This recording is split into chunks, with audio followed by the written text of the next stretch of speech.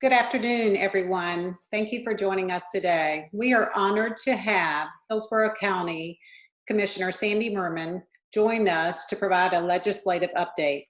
Commissioner Murman is a longtime resident of Hillsborough County and has dedicated many years to volunteering as a community advocate as well as a public policy leader. Her dedication and approach to helping others has earned her recognition and numerous awards over the years. Commissioner Murman, thank you so very much for your commitment as a leader and a volunteer in this great community we all call home. We appreciate all that you do and know during a crisis as we are experiencing today. We are fortunate to have leaders such as you at the helm. In respect of time, we request any questions any participants may have today regarding the update that you please email Jacob Brunell, our Governmental Affairs Manager at Greater Tampa Realtors. His email is jacob@tamparealtors.org. Your questions will be answered in a timely manner. At this time, I'd like to turn the call over to Commissioner Murman. Welcome. Thank you so much. Okay, I should be there. You are there. Thank you. I'm here. Thank you for that kind introduction. I appreciate it. And positive message out to everybody. I hope that everybody is staying well and healthy and staying at home. I know that that's hard. I've noticed there's more cars on the road, so people must be getting a little bit of cabin fever. After the first week of stay safer at home, our new policy. So I'll give you a quick update, and I'm sure there's questions out there that you're all pretty interested in. Today, as of noon, we have in the state of Florida 15,456 cases. Hillsborough County, we have 626 cases. There are 7 deaths, 97 hospitalizations. It's pretty evenly divided between men and women. It's 307 men to 317 women. And it seems like there's quite a few, the good percentage of the cases are in Tampa, but there's quite a few in the Brandon Riverview area. Just to let you know the breakdown and how that's going. So that's the update as you know with the numbers. The stay-at-home policy that we implemented a couple weeks ago, it has permanently affected a majority of our small businesses. It has. That's a fact. The quarantines and the social distancing, I think the safer at home order has reduced our economic activity by about 80% in our county. And really when we enacted the order, we knew it was going to have a real negative effect on our economic engine here. And we do know it's going to take a few years to recover from this. As you know, the biggest hit is in our sales tax because of tourism, sporting events, just everything. Our property tax revenues, which we hold dearly, that's the holy grail here at the county. We don't really know what effect it's going to have on that. But as more and more people lose their jobs, as you know, with the last recession, foreclosures on homes, different things happen. People didn't have the funding to buy a home. It did have an impact.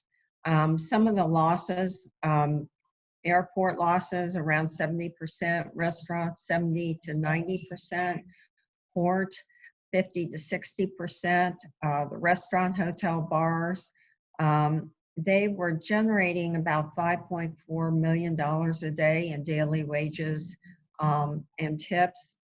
So you kind of get a snapshot, but in addition to this public health crisis and what it's doing to our economy, there is going to be further health problems. Lost jobs do lead to poverty and hopelessness. And it's kind of sad to say suicide rates will probably go up. Depression, there's already been an uptick in requests for mental health services. So as this economy does spiral down, it will affect a lot of people in our community. So what is our county doing? I don't want to monopolize the whole conversation. We're just doing so much to help.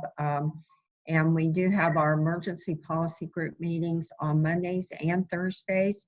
And anyone is welcome to tune in.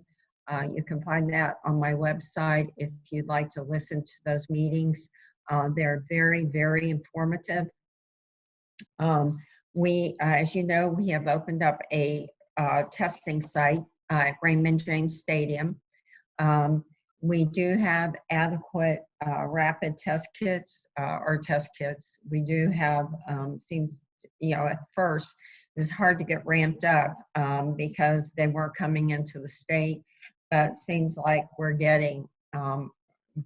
having enough available right now to begin testing everybody. And so we definitely want to administer tests to all fire, emergency medical people, police, law enforcement, assisted living facilities, nursing homes.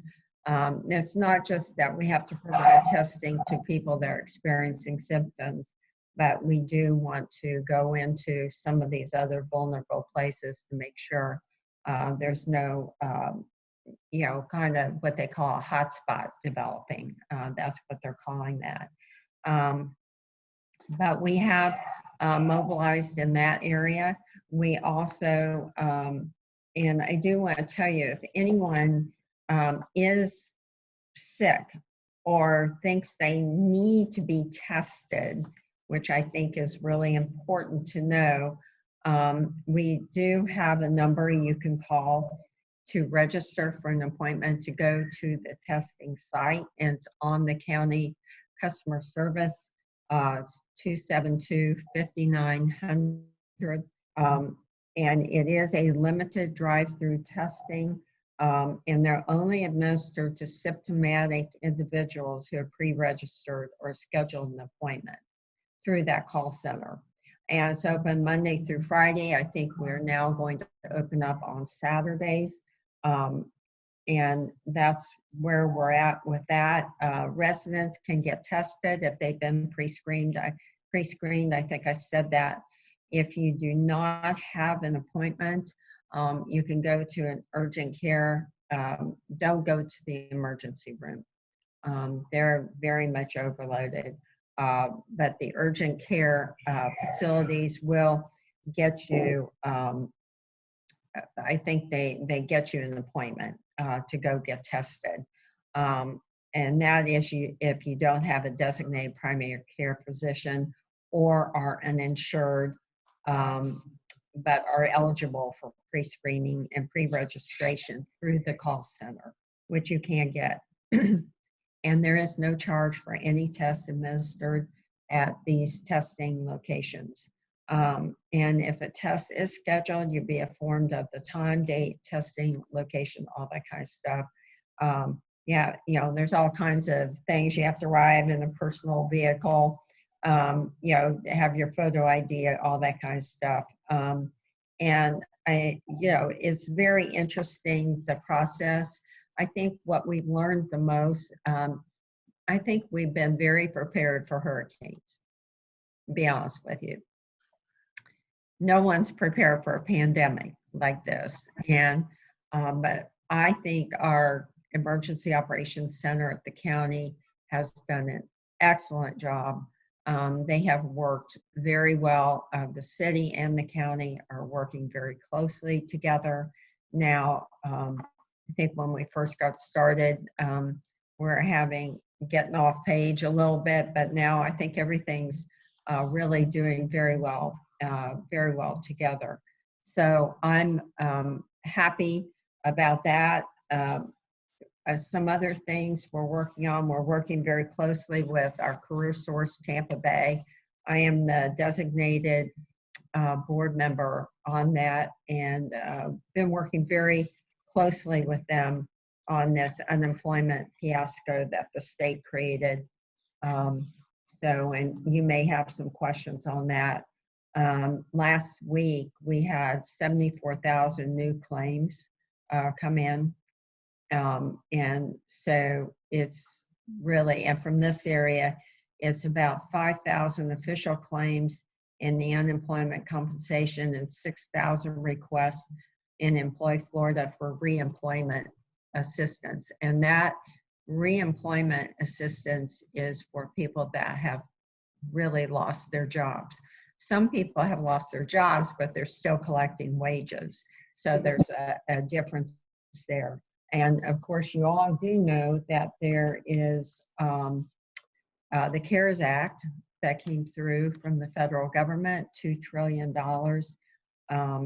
I think the state, it will help the state revenue picture. I think it's going to help the county with the costs that we've had to incur here at the county. We do have a AAA bond rating here, which I think is very, very important. And we have healthy reserves, and we have catastrophic reserves that are very healthy. So we're able to help if we need to fund something that needs to be helped. We are in the process of setting up an off-site hospital in case our emergency, our ICUs get overloaded with patients. I don't have the exact details on that site yet, but I know that we'll be announcing that probably at our meeting tomorrow. And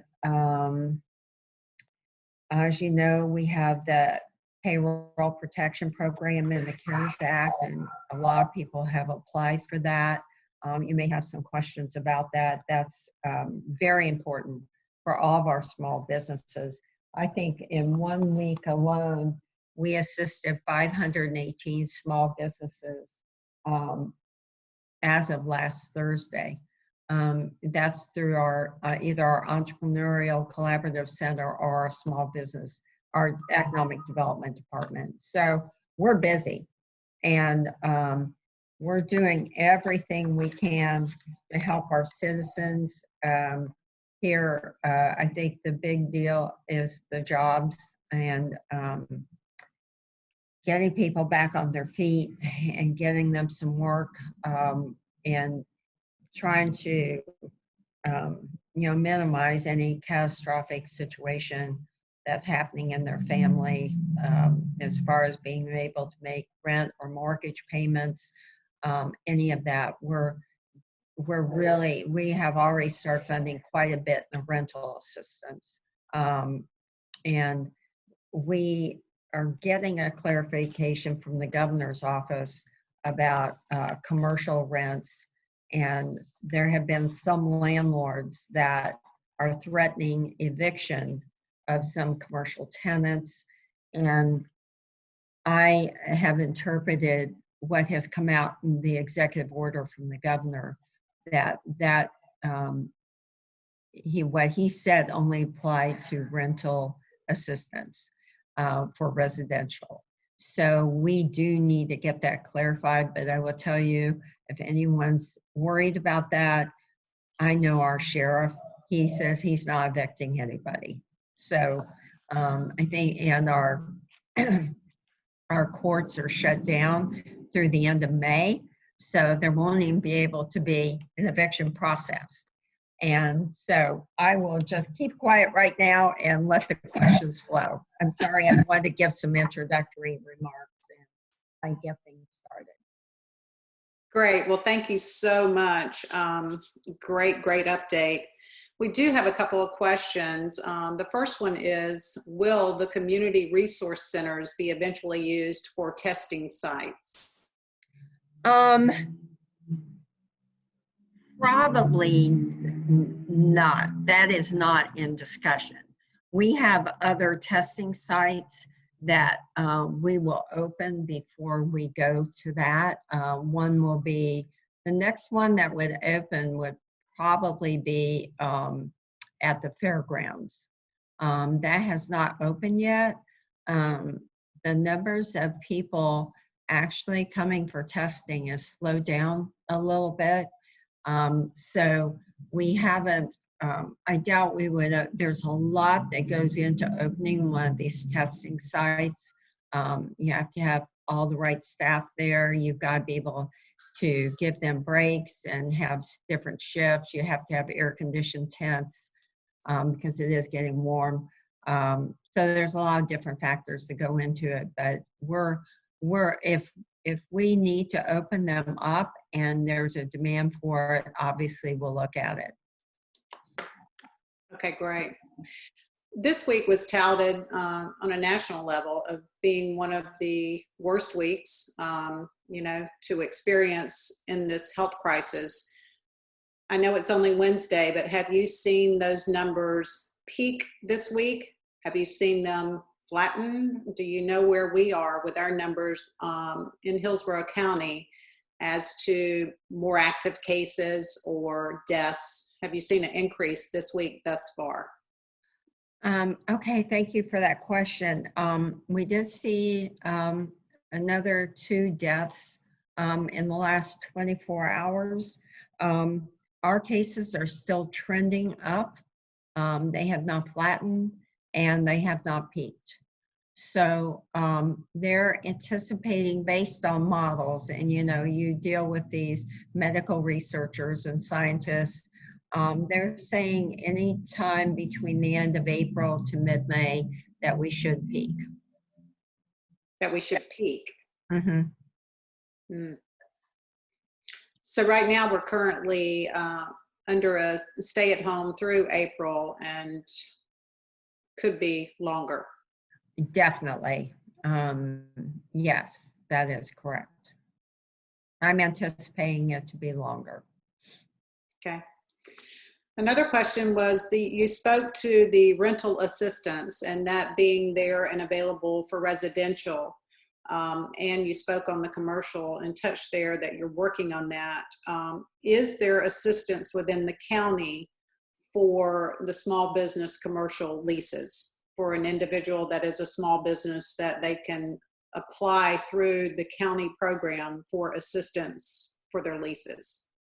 And that is a great question, and that is something we're working on as we speak. So I hope to have more on that in a couple days. But after I got involved with the commercial eviction issue, then I asked about the commercial rental assistance.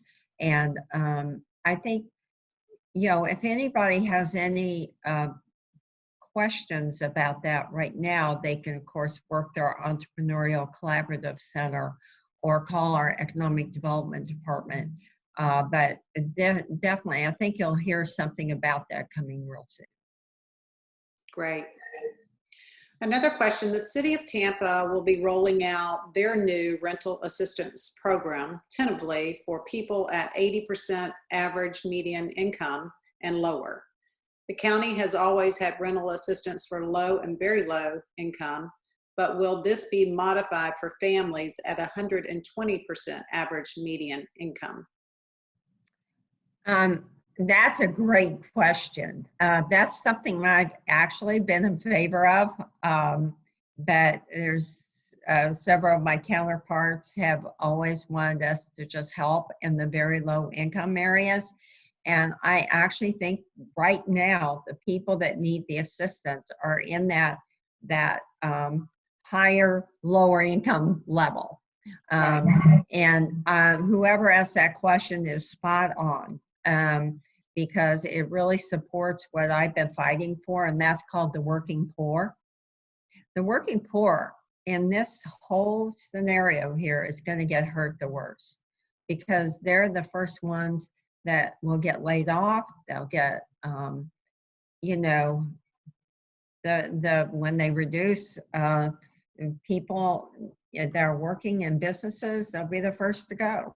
And so I really think that that's an area that we're going to have to really take a look at. There is a lot of money coming down to us in rental assistance through the CARES Act. We're slated to collect 6.4 million in one area and about 2.some million in another area, and we're going to use a lot of that money for rental assistance. And I'm going to push for us to really look at that working poor category. So I'm glad to see somebody else out there is interested in it. Great. Another question, you spoke to our AAA bond rating and spoke of the reserves we have, which we've always been healthy. But touching on the tax revenue that we're losing daily with tourism, where do you see that in the future? I mean, are we looking at those numbers today to say, wow, you know, the impact is going to be beyond what we could have ever imagined, and we're going to be so far into our reserves? Where do you see it today? And I know that's very fluid based on how this plays out. Well, everything, the information we have right now is so preliminary, and we really don't have all the information we need to make any decision today. But what our staff is doing, our budget staff, who has worked very hard to make sure this county is in good financial shape, they are working on scenarios right now. Actually, they're using the recession as the base scenario, so that, and we lost over half of our revenue, our property tax revenue. We had about a $5 billion budget back then, and we lost about half of it. And it's actually taken us up till probably this year. It's taken us about 10 years to even get back to those levels we were pre-recession. So they're going to use that as a base, and they're going to build different scenarios. I know that our county administrator has briefings scheduled with us next week to discuss. We're going to go into a workshop on this and discuss all the finances, what he sees as the future as far as our budget is concerned, and what we should be prepared for going into the summer. Okay. So we're getting prepared. Fantastic. So is there anything else that we could be doing, Sandy, as residents, realtors in this community to support you and the leaders? I know that we're all being responsible and staying home. We're asking everyone to do so. What else can we be doing for you? Well, I think one thing you can do, and one issue I brought up at our last emergency policy group meeting, was asking our residents to start wearing masks in public. And so I think that's something we all just have to stay at home, stay safe, keep your distance from others, and wear a face covering in public. And that will slow down the spread of this disease. There's a significant portion, according to the Centers for Disease Control, there's a great portion of individuals that have this virus, but they lack symptoms. And even those eventually might develop symptoms, but they're infecting other people. So you may think you're standing next to somebody and you're perfectly safe because they don't show any symptoms, but they're asymptomatic and they're already transmitting that virus over to you. If you have a mask on, that will protect you. Keeping 6 feet, social distancing. We are, if anybody has, we're still collecting medical supplies at West Shore Plaza. I think it's 202 West Shore. One thing we're doing at the Pet Resource Center, I know Connie Johnson will love this, it's called the Cuddle Shuttles. And it's a curbside cuddle pilot for people that want to adopt animals. They're looking, but they're unable to actually come in and see the animal. And so they can, people that want to adopt can submit a request for a pet online or on the phone. All adoption fees are waived, and then they just pull up at the curb and drive through. That's fantastic. they're shuttling, get to cuddle. And of course, right now, just encouraging patients in this reemployment assistance state problem that they're having, being able, they're getting everyone online to get their claims processed. So I think that that's, if you know of anybody, tell them to call my office. I do have, I can help them get online to get their claim processed through floridajobs.org. And our quarantine and isolation sites, I did forget to mention this. We do have 2 hotels that we have secured and have signed leases for individuals that who are in quarantine or isolation. Anybody specific at high risk or spreading the disease, and the health department does determine who's eligible to use these sites. But and what's the difference between quarantine and isolation? This is very interesting. Quarantine is for people who have been exposed, but asymptomatic, not showing any symptoms. A person will be in the quarantine hotel if they were exposed to a confirmed case, or if they live with a confirmed case and are unable to safely relocate or cohabitate. If someone in the quarantine hotel becomes symptomatic, they get relocated to the isolation hotel, and that is for people who have confirmed cases. So just in case anybody out there is wondering what the difference is between the 2 terms, I want to tell you, there it is right there. Quarantine is the step before isolation. Perfect. I questioned that myself, so thank you for the clarification. I know this is a time, I know this is uncertain times. We're in uncharted territories. Nobody knows what the effects are going to be. And so I'm here with you. Anything you all need, you can access me anytime, any day. But we just want to make sure that you're staying as safe as possible, because we will save lives if we do that. Absolutely.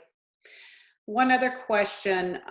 You spoke on the unemployment benefits, and the independent contractors application was yet to be uploaded. Wasn't going to go there for you particularly, but you seem to be really on top of that and informed. Can you shed some light there for us today? Well, I'm hoping the independent contractors also looked into the payroll protection program, the PPP.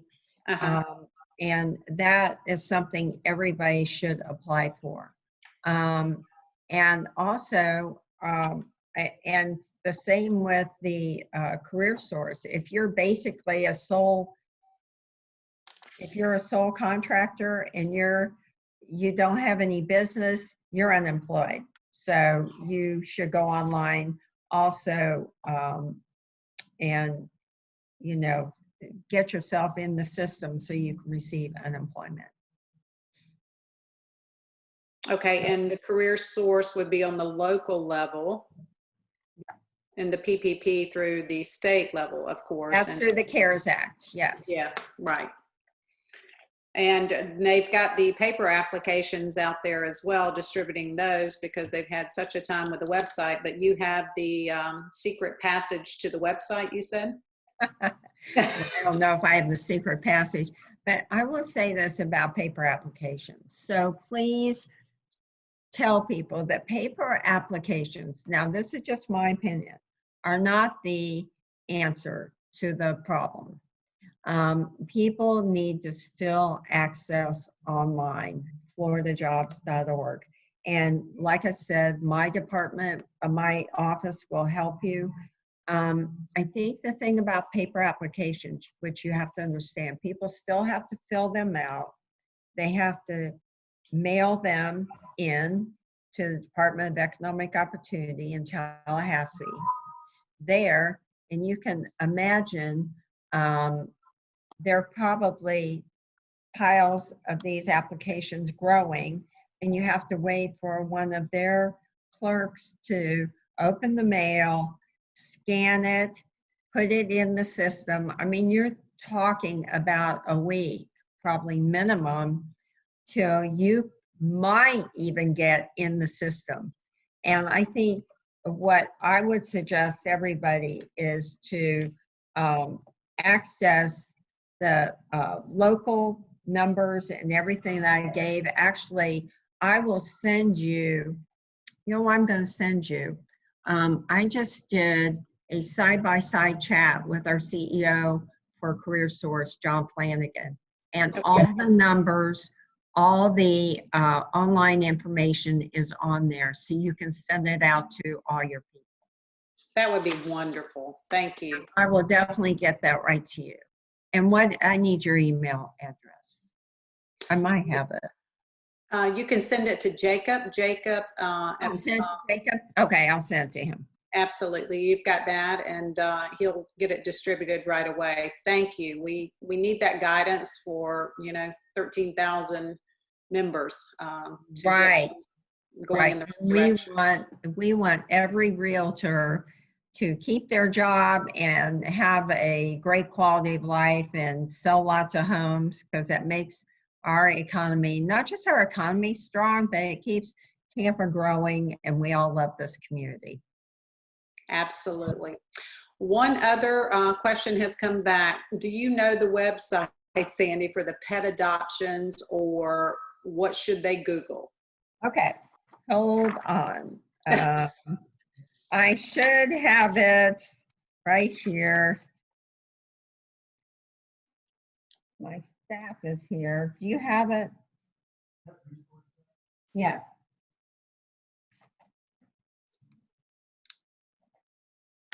I should have had that.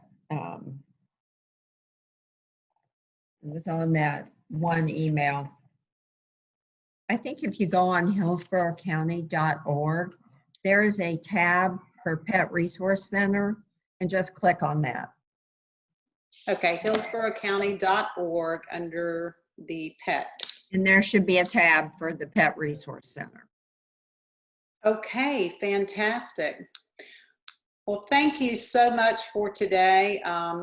As always, you're amazing, and so giving and the information that is so helpful to all of us. Everyone right now just wants to have the information. It's uncharted territory, as we all know, and we all are working through it day to day. But if we can just stay informed and keep our members informed, it helps us and helps them to get through this and survive. So thank you again, all of the participants online today. If you will go to GTR website, you will find COVID-19 update page. That will give you the links to the county website, in addition to Florida Realtors and NAR for a wealth of information as well. So it can take you right to the county website that Commissioner Murman spoke of today, if you want to get a furry pet, and those resources there with the Career Source. And as soon as we receive the information from Commissioner Murman, we will get that out to you as well. Sandy, thanks a million. We really appreciate you. Stay safe, be well, and anything that we can do, we're here for you. Absolutely, and I know that we'll get through this, and our county will be stronger than ever, especially with your realtors. We certainly will. Thanks again. Take care. Thank you. Bye-bye.